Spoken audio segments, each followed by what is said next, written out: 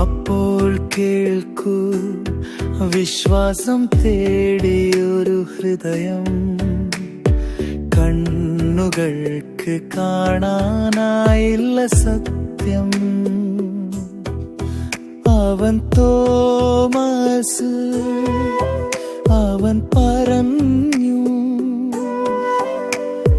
മുറിവുകൾ തൊടാതെ ഞാൻ എങ്ങനെ വിശ്വസിക്കും? ശാന്തമായൊരു മുറിയിൽ പ്രകാശമായി നീ വന്നു. നിന്റെ വിരൽ ഇവിടെ വെച്ച് നോക്ക്,